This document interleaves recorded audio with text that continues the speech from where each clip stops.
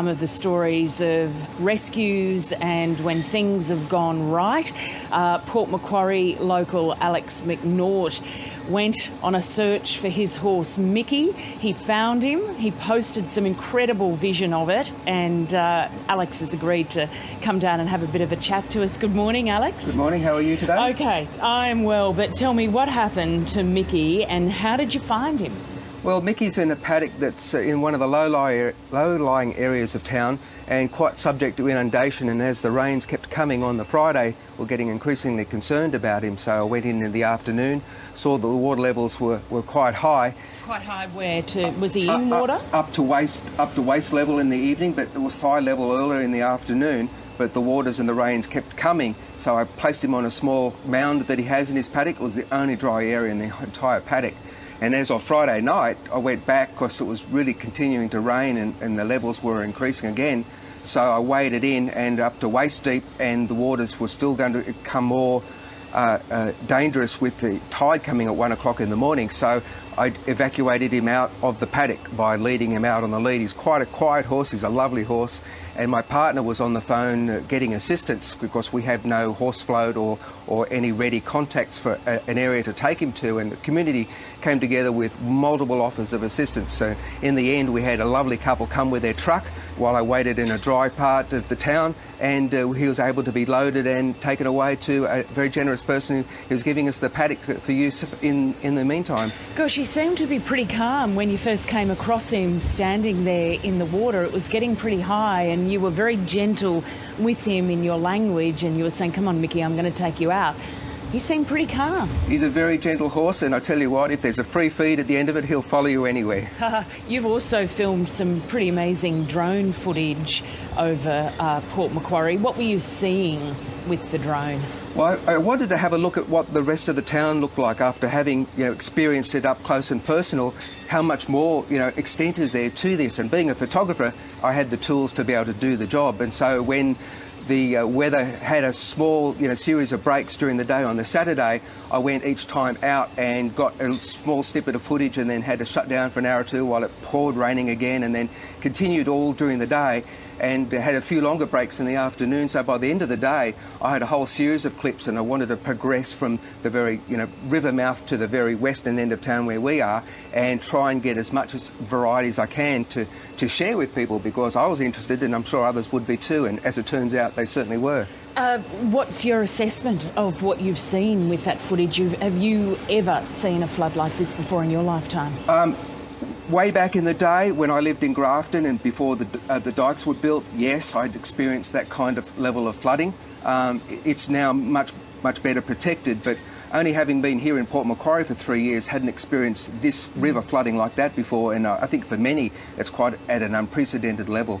So the damage and the extent of it is quite enormous, and I've had multiple requests to, can you check this area, can you check that area, and so I'll be progressively moving out to other areas and nearby towns as well. So you're putting the drone up, you've brought it along. That's right. Here, yeah, very bright, you're not going to miss that. And That's so you're exactly still putting it up to help people have a look at what's going on with the houses. I think it's a great thing to be able to share the information, because people are concerned. They might have friends or neighbours, there are cattle. There's many issues that are being circulated around that the people are interested in. So this is one of 3 drones that I have, and the brand new one. That video was done as his first job. So. And Alex, just to wrap up, what do you think the mood is of people that you've been talking to?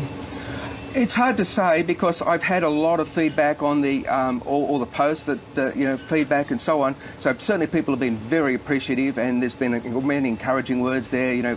The weather will change and things will get better, and hang in there. And there's a lot of community help and assistance. So I see a lot of active interest in terms of what's going on here. We always see the best in people, don't we, at times like this? You certainly do, and you look at that assistance that we got. Multiple offers were made straight away, and it's just brilliant to see everyone coming together and helping each other. Restaurant here in town offering free food. It comes out of the woodwork. Hey, how's Mickey now? Oh, Mickey's fine. He's getting a fresh bit of hay every day on top of his paddock, and he's high and dry, so he'll be good for the duration. All right. Alex McNaught, thanks for coming down. Thank you so much for your interest. Well, there you go, Mike.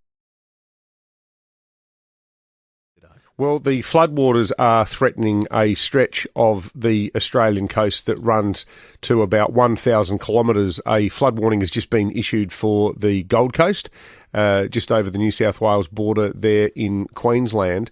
But pretty much every coastal city in New South Wales is affected by this. And when you think about the geography of New South Wales, think about a town like Grafton, a town like Ballina. You think about Coffs Harbour and the little towns that run further back like Dorrigo, where you've got the Nimboida River. 18 rivers are either threatening to or have burst their banks. And one of the many beautiful parts of New South Wales is Port Macquarie, where photographer Alex McNaught joins us on the line now. Alex, good morning and thank you for your time. How are things there in Port Mac today? Yes, good morning, and thank you for your call. And speaking of that, I had to drive to another part of town just to take the call because we've had tremendous disruption to so many things. The road being closed with water, and we've had multiple trees down, and they get cleared, and another bit of the road gets closed, and disruption to the network and disruption to power. So it's been happening. So in Port Macquarie, how is it played out there? Is there a problem like with the rainfall and the coastline, or is it the river in town that's the issue that's causing it? Oh, it's very much the river, and it has a tidal influence as well. So the river and water level fluctuates with both the rainfall in the catchment area and with the current tide. So when, for example, I had to go in and rescue my horse on Friday night, the water level was increasing all the while, and with a high tide due at 1 a.m., it would have put it into extreme danger zone for the horse. So I had to go into the waters in the dark with the headlamp on and pull him out of there because it was just going to, the rain was just kept coming. It was just going to be increasingly dangerous for him. What are you guys being told, Alex, about the next 48 hours? We spoke with the Weather Bureau a short time ago, and they said there could be another 200 mils on the rain on the way in parts of New South Wales. Where does Port Macquarie fit in? Yes, I saw that forecast, and I saw the weather maps and so on. There's a high south of us and two lows and a huge trough reaching across Australia, and the wind is pumping all the humid air across onto us and all up and down the coast. So, we're expecting much more rain over the next couple of days, but we're already saturated and overloaded, so who knows what's going to happen out of that. I know, Alex, that the Port Macquarie, Coffs Harbour, a lot of parts of the Central Coast as well, they're sort of a retirement area for a lot of people, you know, the sea changers who leave the hubbub of Sydney and so on and head up there. Are there going to be many evacuations of like aged care facilities and things like that? Because I know a lot of them are like in beautiful parts of town, particularly on the Central Coast around Woy Woy, where there's just water everywhere. There has been one evacuation. My partner works in the aged care industry. By and large, the facilities are out of danger zone, apart from that one that did get evacuated. And you do need to make an early call for those kinds of places that might be subject to a threat for obvious reasons, you know, the time taken and the need for medical care and so on. But by and large, as far as that part of the demographic, it's been thankfully spared. Yeah, well, that's good. Well, everyone in South Australia is thinking of you, mate. Normally, water is rarely our problem here in South Australia. We're more down the other end with fires and that. But I used to live in Sydney, and one of my good mates, Nathan Edwards, is a photographer who's originally from Port Macquarie, and I know the area reasonably well. So we're all thinking of you here in SA, mate.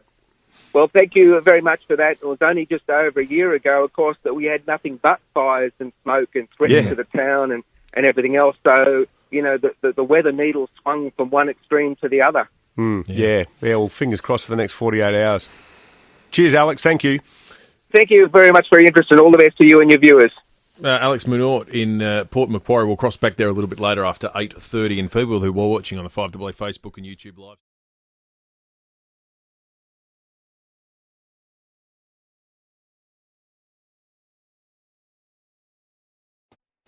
Shaima Khalil, they just see in the background there the amount of water that is hitting the area. We're going to bring you some other pictures now as well from way up in the skies, drone footage, because In Port Macquarie, again in New South Wales, is Alex McNaught. Now, Alex is a photographer. He's responsible for these pictures, actually, and he's been using a drone to get a better impression, really, as to just how extensive the flood damage in that area is. And Alex joins us now. Alex, thanks very much indeed. I mean, I think in a way you're doing a whole neighbourhood a service here, because I imagine this gives a lot of people with very personal, direct concerns some idea as to what they're having to deal with. Yes, good morning and thank you. And yes, that's exactly the response that I've been getting by reading the posts both on Facebook pages and on the YouTube. And a number of people who are both local and used to be residents and have friends or family here have been very appreciative of the details that that drone has been able to show and appreciate the full extent. I mean, we're only able to show a few moments of the pictures, Alex. They do tell a story. But, I mean, in terms of what you've seen and what you've seen previously, just how bad is this? I'm a relative new resident to Port Macquarie, only been here for 3 years, and there have been some flooding before, but nothing on this scale. And as a boy, I used to live at a town further up the coast, and before it had dikes, it was subject to regular extensive flooding. So this is, now a return to my early childhood memories of what it's like to see houses submerged and halfway up the walls, and to see cars and people and stock stranded. And it's not a good sight. But there are multiple emergency services that are converged on the town with flat-bottom boats doing evacuations, and there has been an extensive community response offering help and support in many practical ways. And we've been receiving of that kind of assistance from other members of the community too. Right, so you're at home, are you? I mean, you're escaping this? The home is far away from the danger. It's on the other side of town and up high, so all well out of danger. My horse is in a paddock that's in the worst part of town, and I ended up wading into the floodwaters on Friday night to evacuating as it became apparent how severe the flooding was going to be and get worse. Because at 1 a.m. it was going to be high tide on top of the floodwater, because it's also subject to tidal influences, so I had to get him out. And we had nowhere to go and no means to transport him. So my partner put out a request for help, and we had multiple offers and a fantastic response. And a lovely couple came forward with a truck. I walked him out of the waters and got to where the truck could be, and now he's safe and taken away in a much better place. Well, it's very good to hear that Mickey, we had the pictures there, Mickey the horse is okay as well, and we've heard other stories about a lot of dogs being rescued. You think about evacuations of 10, 20,000 people, you don't always think about the animals, the pets, the livestock as well. But Alex, thank you very much indeed for that, and thanks for sharing your drone footage. Thank you and good morning, and all the best to your viewers and listeners.